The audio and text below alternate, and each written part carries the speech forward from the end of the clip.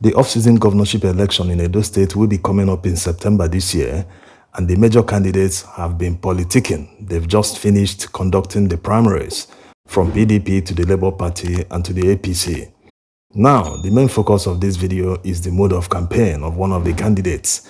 Apart from the controversy that arose from a video where he was seen addressing his people in his own community in Asian land with an interpreter. Because I will represent Ewohimi and the whole of Asian land as one. It seems he can't speak their language. Maybe he wasn't born in Nigeria, he's lived his life abroad. That's not a major problem. The major problem is, can he do the job? Is he competent? Many in Edo State have raised the issue of zoning. They've been saying that the Central Senatorial District have never produced a governor, or maybe they haven't produced for a very long time, that it's time they produce to show equity and fairness. While equity and fairness is valid, should people place it above competence? The fact that your brother or fellow tribesman is in power doesn't necessarily mean that your life will be better off. Buhari is a huge example for everyone. Look at Zamfara, look at Katsina State, look at the Northwest region. Despite Buhari being in power for 8 years, the region is still ravaged by insurgency, insecurity, kidnapping, all sorts of things, name them. So the fact that your brother is there doesn't necessarily mean that your whole village will have 24-hour power supply, that all the roads must be tarred, that you wouldn't lack anything in the village or the community. It doesn't work that way. After all, the person will not focus on his village alone. He's there to govern the entire Edo State, or in the case of president, the person is there to govern the entire country. Now, this brings us to the funny campaign method of the PDP governorship candidate in Edo State. Instead of telling the people what exactly he will do, how he plans to solve the problems in Edo State, he kept dishing out vague statements like, Asian land will be number one, everywhere will be tarred, we'll have electricity, we won't lack anything in the entire Asian land. Edo State will be number one. Number one in what? I can only promise one thing. In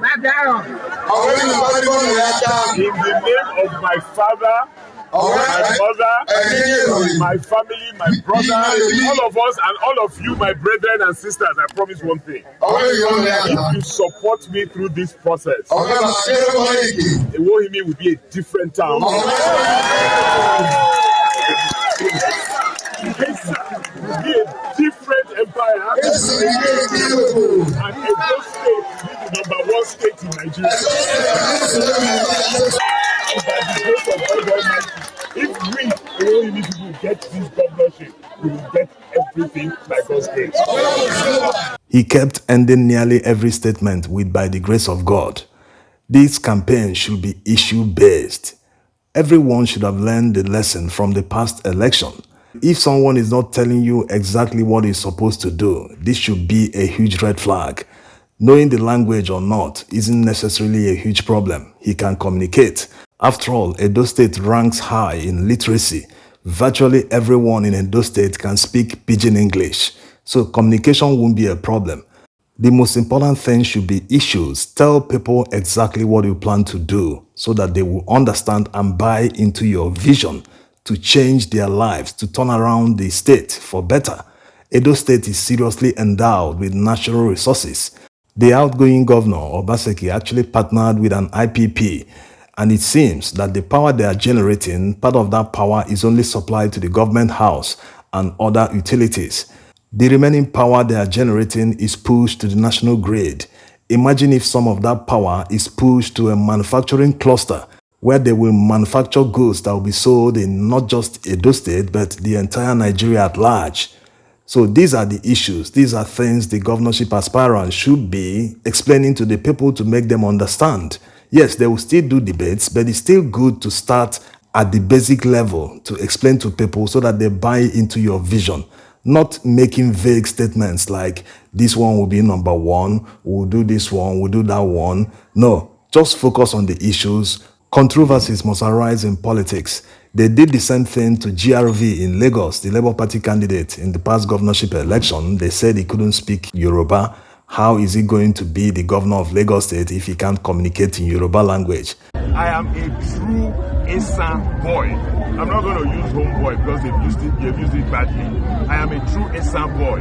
I am a true Edo boy. I am a true Nigerian. That's what I am. Since 2008, I've been in the economic team for Governor Comrade Oshomole. Since Governor Obaseki came in, I've been chairman of the economic team. I have been coming into Edo State to support and advise the government. I've been giving advice since 2008, which is 15 years ago, which meant that I came into Edo State 5, 6, 7 times, sometimes 8 times a year on government business, not to talk of my own personal business. So, people can say what they like.